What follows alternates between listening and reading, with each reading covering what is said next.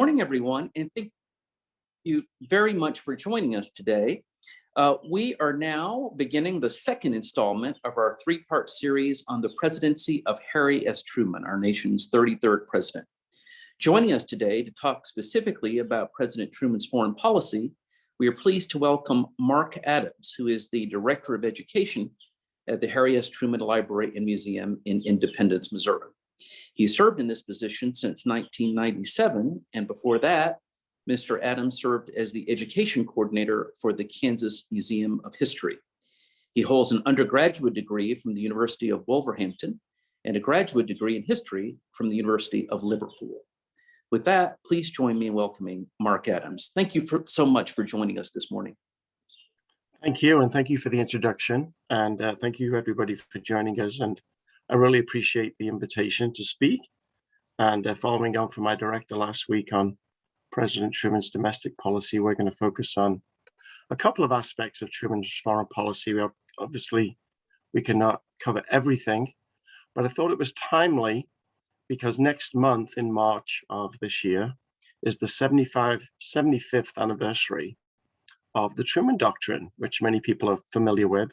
So we're going to focus this morning on the Truman Doctrine and the Marshall Plan that follows it as kind of an acknowledgement of that 75th anniversary. And it's very compelling today because it looks very similar at some of the crises that Truman's faced to what President Biden faces with the situation with Russia and Ukraine today. So I think you might see some parallels there. So because of the anniversary and because of what's going on in the world, we thought that would be a good subject to look at in depth this morning. So let me share my screen and we'll begin the presentation. And again, thank you for joining us. And here we go. And you should be able to see the screen there, and I'll get that full screen here in a moment. Just need to move this out the way. You know, these bars always end up in your way, so you can't do what you want to do. There we go. And you should be able to see that full screen. And so we're going to be looking at the Truman Doctrine, the Marshall Plan this morning. And there's some images there we're going to see a little bit later on in the presentation. So what we're going to do is give some background, kind of give some context to the situation that Truman faced in 1947, kind of look at what's going on in the world after World War II, some of the key people like George Kennan, who we're going to learn about, some of the other crises that are happening around the world, and then look at the Truman Doctrine, Marshall Plan, and so forth. And then we're definitely going to have a type of questions at the end. So first to back up, and Dr. Graham probably covered this a little bit last week, but just as a quick reminder, in April 12th specifically, of 1945, Vice President Truman becomes President Truman on the day of the death of FDR. And he was only vice president for 82 days. And there we see the kind of grim, somber photograph of Truman taking the oath of office with his wife, Bess, right there in the center of the photograph, as he has his hand on the Bible swearing in. So he's only been vice president 82 days. And now he's the most powerful man in the world, as we know at that time. And then in May, the very following month, just 3 weeks later, on May the 8th, Germany surrenders in World War II, at the end of World War II. So war is still going on in Asia, of course. And this just happens to be Harry Truman's birthday on May the 8th. And you see some quotes there about we've rid the world of Hitler, and now we're going to, bring our troops home, and the war in Europe anyway has ended, which is going to, of course, play into all of his foreign policy that we're going to be looking at, that the war there in Europe has ended. And then in July, he's in Germany, and he's at the Potsdam Conference, and you probably recognize the two people flanking him there. Stalin on our right, and then Winston Churchill on our left. And we're going to talk more about Winston Churchill a little bit later on with the Iron Curtain speech. But this is just that he's come into office in April. Here we are in the summer, July 1945. He's meeting with the world leaders, the big three at the conference. And while he's there, although it's not the focus of our presentation today, while he's in Germany at the Potsdam Conference, we have the very first successful test of the atomic bomb in New Mexico. So he learns about that while he's there.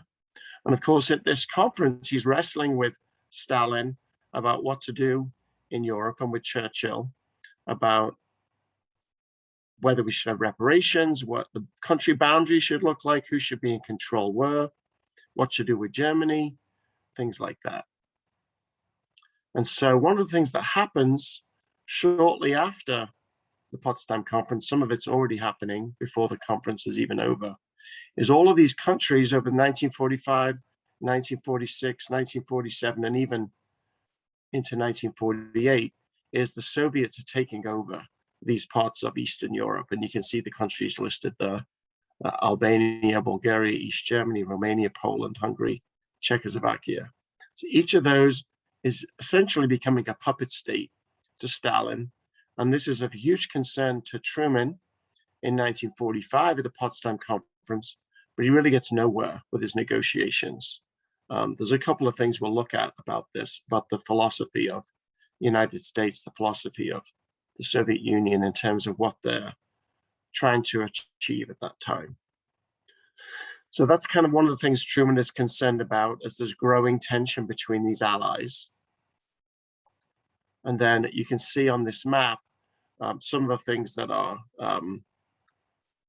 taking place. So we've got the Potsdam Conference at the top of the map there, July to August 1945. The Allies have withdrawn from Italy by December of 1945. And also in December, on the right side of the map, the Soviets are backing separatists in Iran. In August, of course, the atomic bomb is dropped in Japan. France is withdrawing from Syria. So all of these things are happening all over Europe, the Middle East, and even in Asia as well.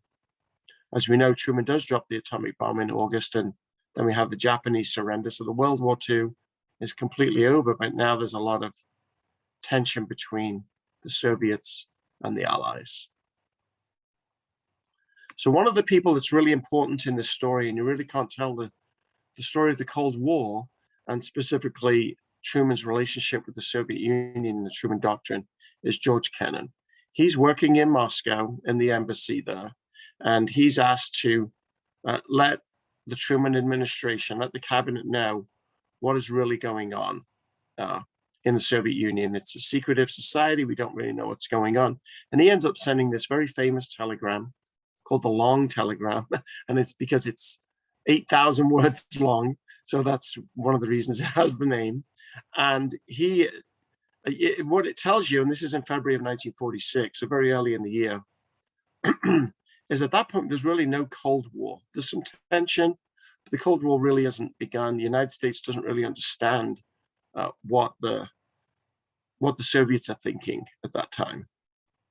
So he sends his telegram, and he really says that there's no way that the Soviets are going to peacefully coexist. They're just, there's some paranoia there.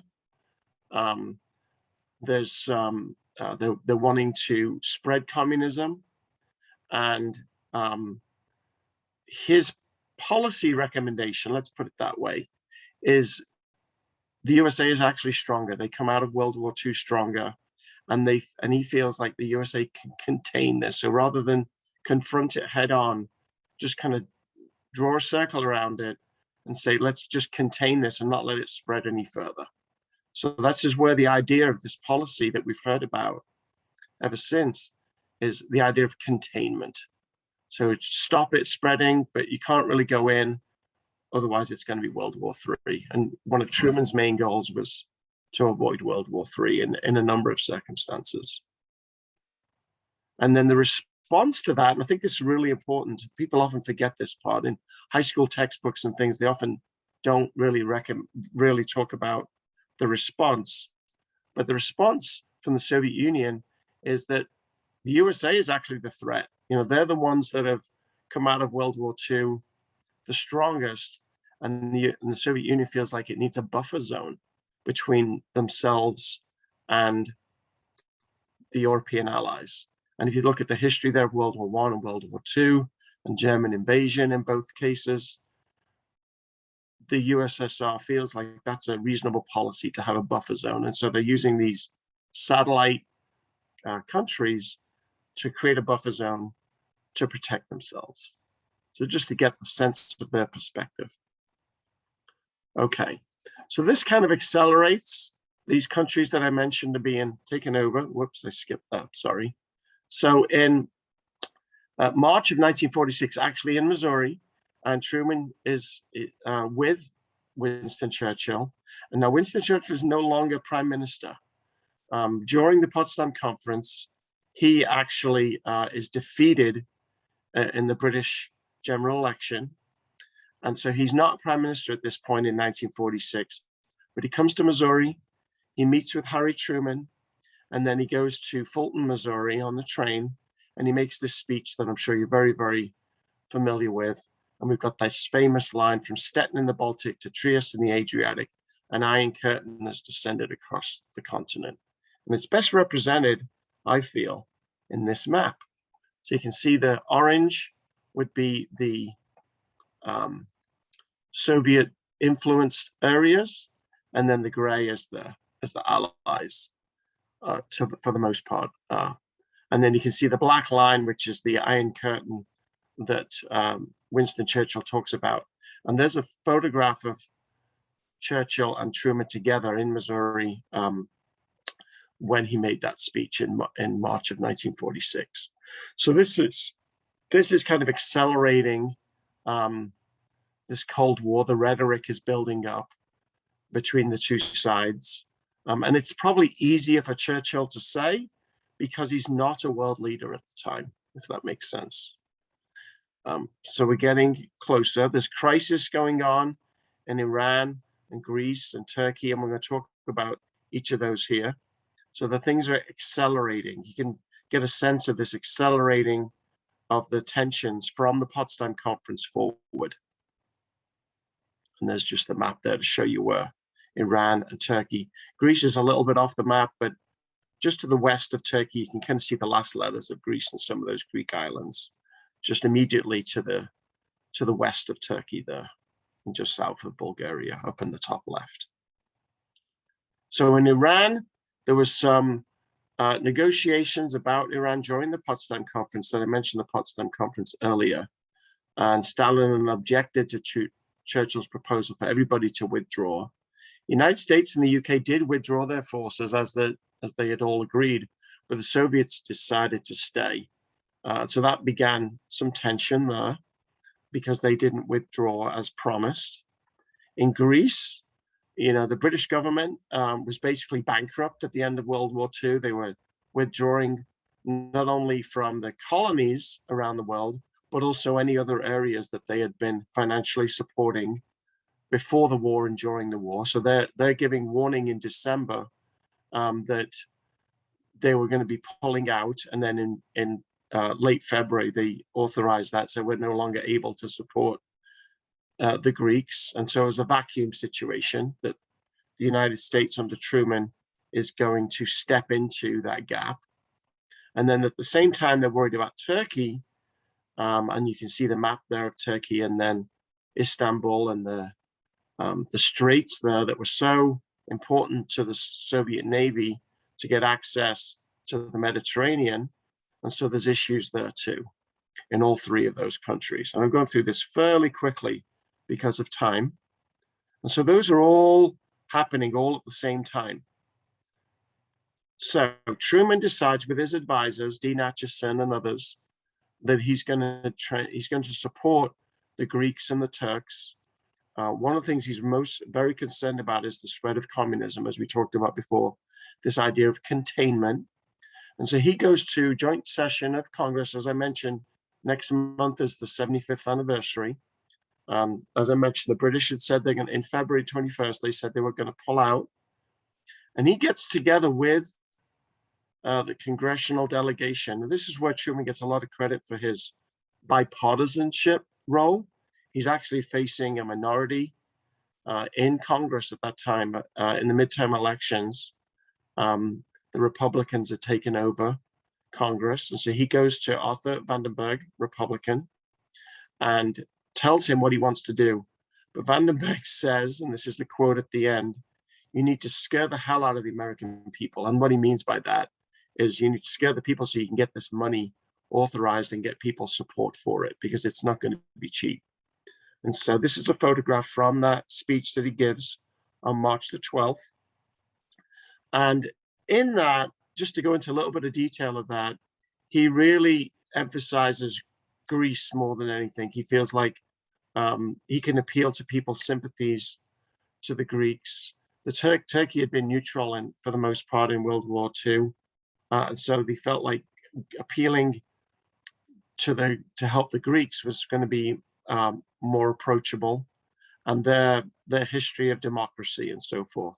But this is where they start to talk about the domino theory for the first time, that if we lose this country, then it's going to topple to the next and topple to the next. And they're also very concerned about the Soviets having access to the Mediterranean. So he puts this forward in a proposal, and this famous line, he says, "I believe that it must be the policy of the United States to support the free peoples who are resisting attempted subjugation by armed minorities or outside pressure." So this becomes the policy that anywhere in the world, not just Greece and Turkey, anywhere in the world, Truman says the United States will support people who are being, subjugated by armed minorities or outside pressures. Now, in the speech itself, he mentions the word communism numerous times, but he never actually mentions the name Soviet Union or Russia or USSR. He doesn't mention them by name one time in the speech, but he does mention the word communism 12, 13, 14 times, something like that. So it's kind of an interesting approach that he takes. This is a letter to his wife, Bess Wallace. We're very lucky at the Truman Library. We've got more than 1,300 letters that he writes to Bess Wallace, Truman. And this is where he says, and I've got the transcript because his writing isn't always the easiest to read, but I've bolded the important part here. "I hope the result of the message will be for world peace." So this is right after the message. "It's a terrific step to take and one I've been worrying about ever since Marshall took over the State Department. Our very first conversation was what to do about Russia and China, Korea, and the Near East. As far as I've seen the papers, there's been a few favorable reception, except by the crackpots." Truman never minced his words. "It was pleasing the way the Congress reacted. Don't you think it was nearly unanimous?" And Congress did support him, and they passed the legislation. There was mostly positive reaction, but there were some concerns. People were saying, well, the Greek government was not democratic. The Turkey was not a democracy and had been neutral for World War II. We'd bypassed the United Nations. What about China? And then some of the quotes from some of the media, it was like a bolt of lightning. It hit the popularity jackpot. And Newsweek's is an interesting one. "If words could shape the future of nations, these unquestionably would." And it does become the policy for the United States for quite some time.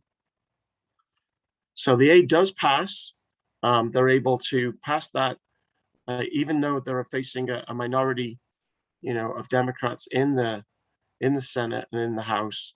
Truman does get the legislations passed and signed by May the 15th, and they get a $400 million appropriation to help Greece and Turkey in particular.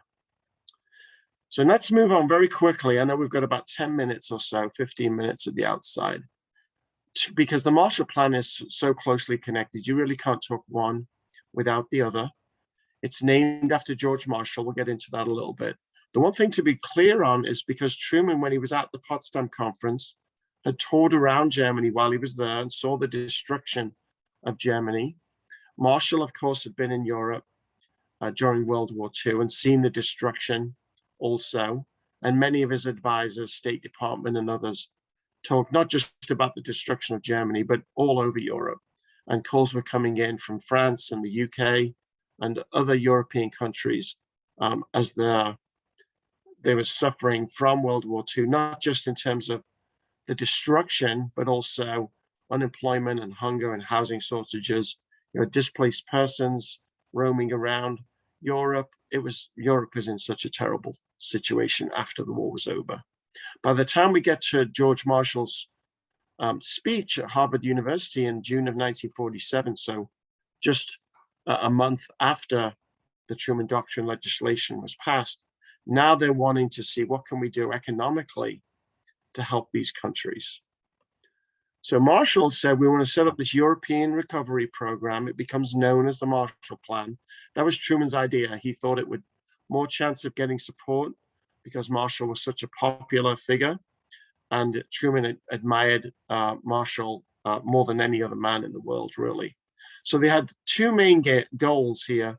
One was to prevent the spread of communism. So going back to what we talked about before, this idea of containment. So not necessarily taking on communism, but just stopping it spreading.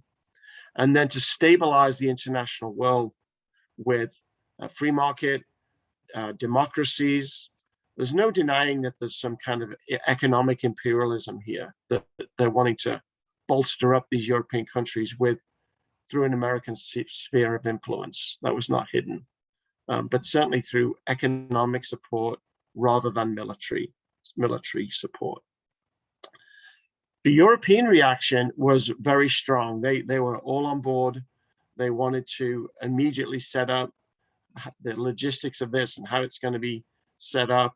And all of the countries that were invited came to Paris in July of 1947. So this is happening very quickly, just a month after Marshall's speech, to get together to try and figure out how they're going to put this together and make this work. The Soviets are invited. They're invited, but they decide not to come. And you'll see in a map in a little bit that how the Eastern European countries had to reject the proposals. And then you see this great political cartoon, big question mark: can we afford to help Europe? Can we afford not to help Europe? Because the economy in Europe is obviously going to affect the economy in the United States and around the world. And then there was some worry that if you let these countries continue to deteriorate, they're going to turn to communism and maybe turn to the Soviets.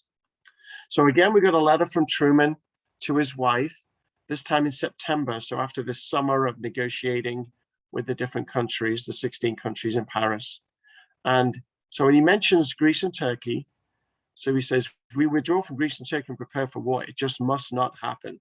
So he's really not wanting to abandon Greece and Turkey. And then he says, to feed France and Italy this winter will cost 580 million. The Marshall Plan, 16.5 billion. And he says the 16.5 is for a 4-year period and is for peace.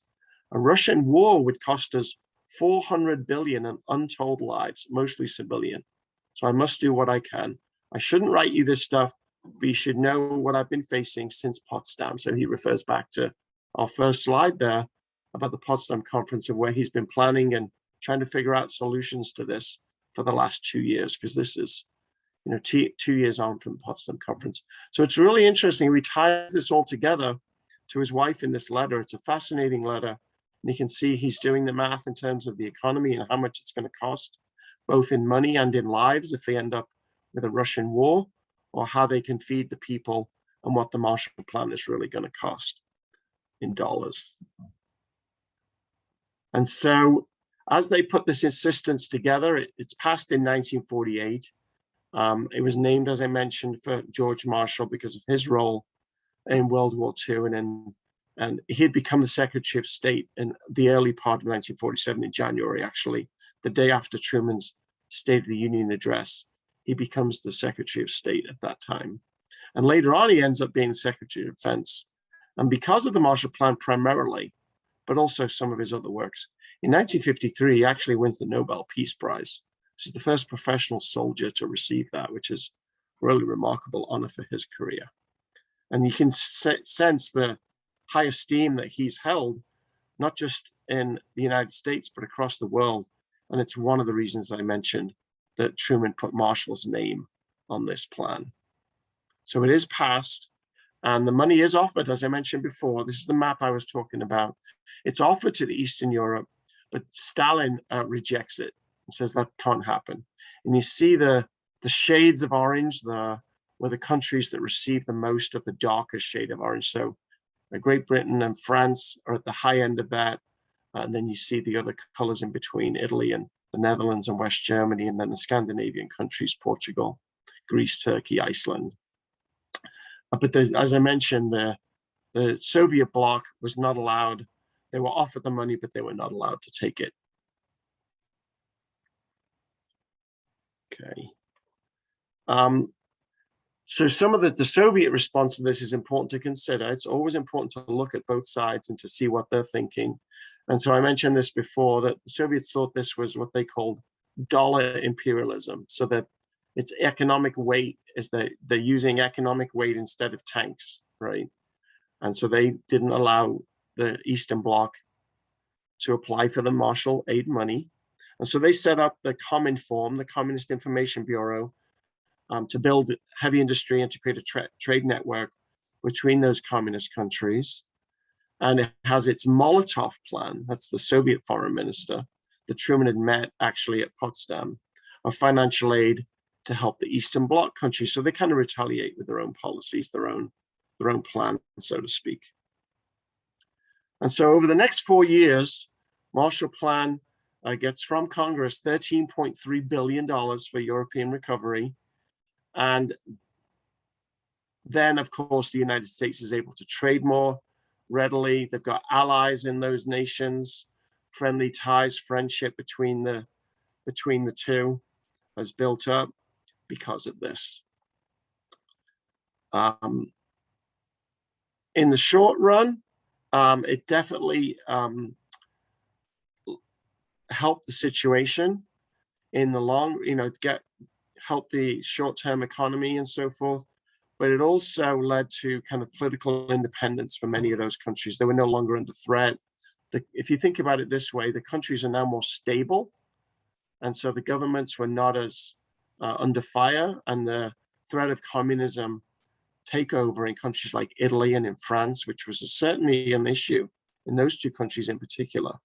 And it led to lots of other organizations and groups. Most notably, it led to the formation of NATO, which we see in the forefront today, being asked for support in Ukraine. And then the European Union as well. As you can see, these countries kind of grouping together and forming these economic alliances and economic trade agreements. And this is a great poster where you see all the countries' flags, and they're all pulling together in this crisis. We'll wrap things up here just to show you kind of how things develop now. The Cold War has kind of accelerated. You see the Truman Doctrine on the left, and then Cominform on the right. You see the Marshall Plan. And so we see the area of politics. We see the area of economics with Comecon on the Soviet side. NATO, of course, is the corresponding organization which comes up in 1955. We haven't mentioned that yet, is the Warsaw Pact. So you see suddenly in politics and economics and military, a divide between the United States and its allies and the Soviets and the Eastern Bloc. I thought this graphic represents that very well.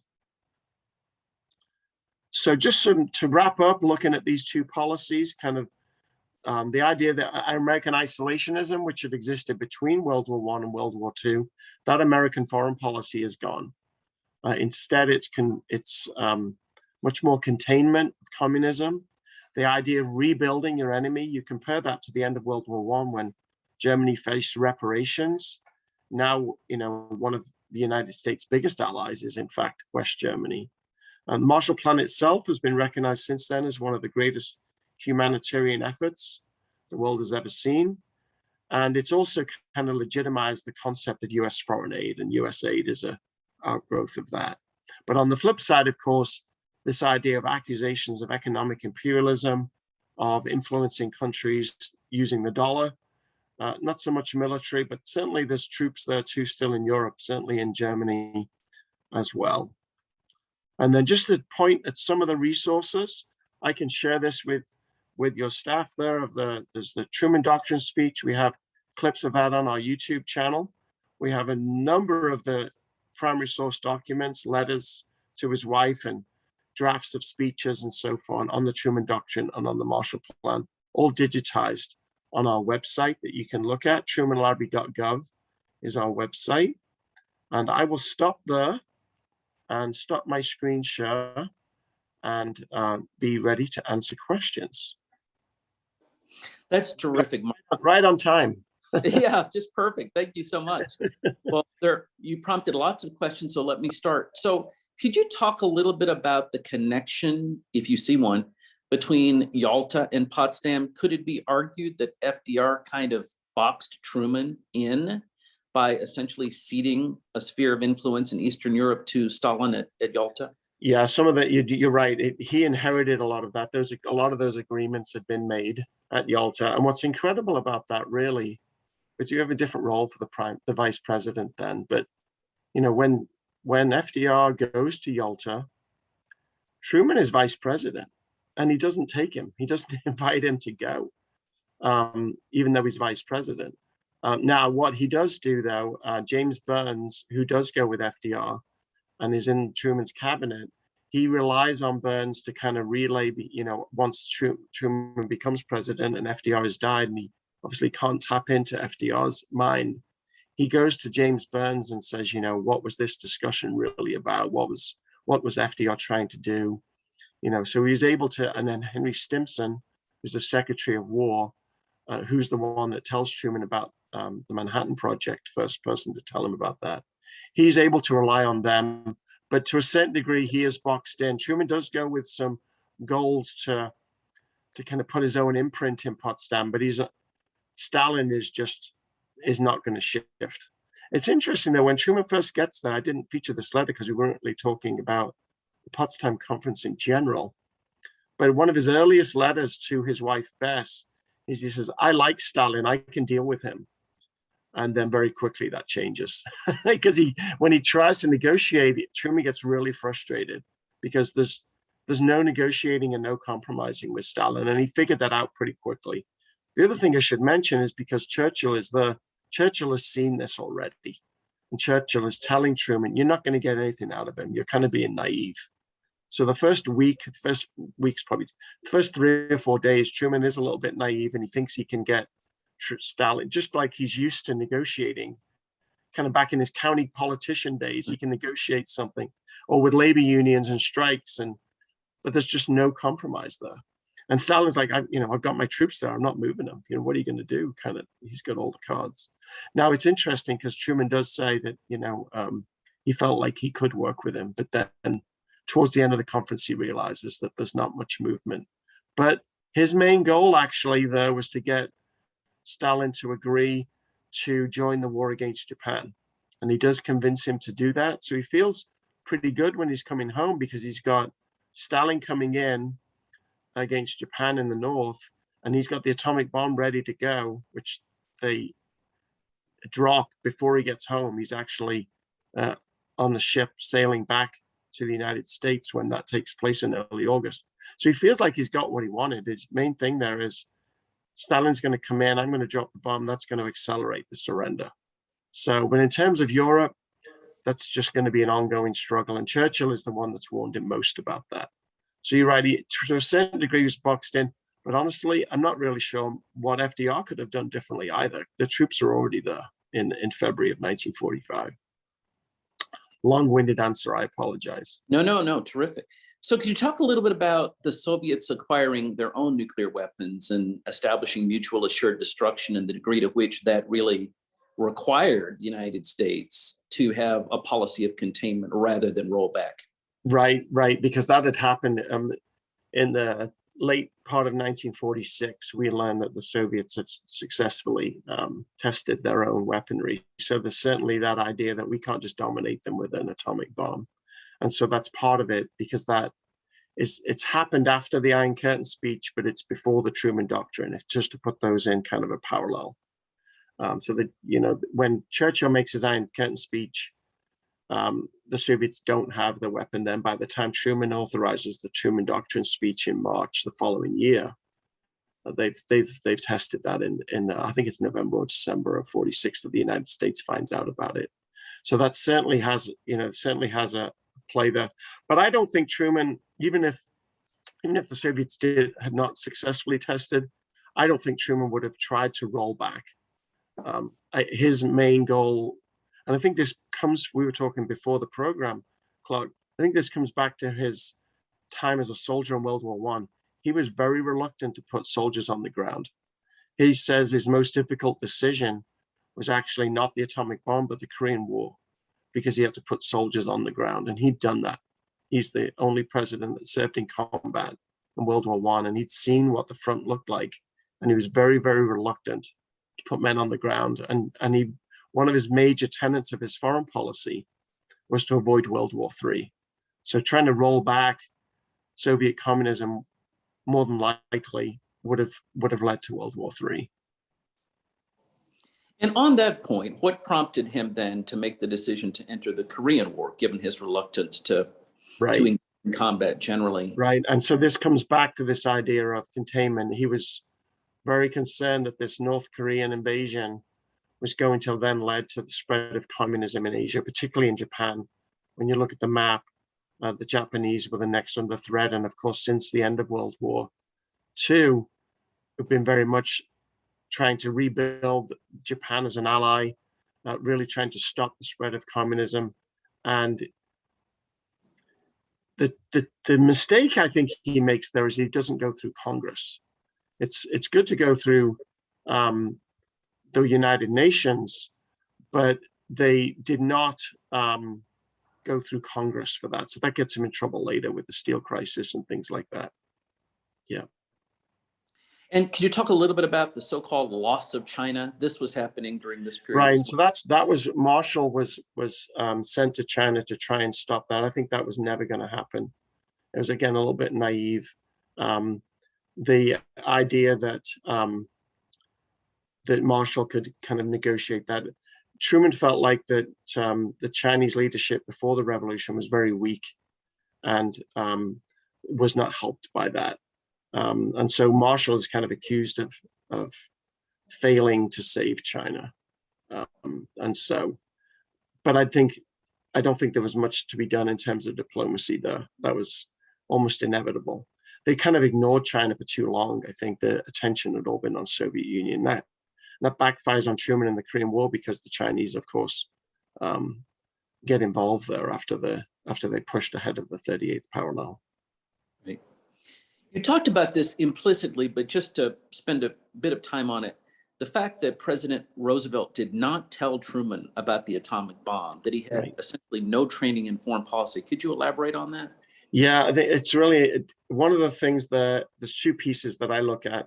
One is the role of the vice president is very, very different. And you only have to look at the fact in 1945, when Truman comes in with that first photo, April 12th, 1945, Truman becomes president. So my question to high school students at that point is, who's the vice president now that Truman is the president? There isn't one. And there isn't one until 1948. Really, and technically not till January of 1949 when they do the inauguration. Alben Barkley is Truman's running mate in that 48 election, but Truman does not even have a vice president from April 1945 until January of 1949.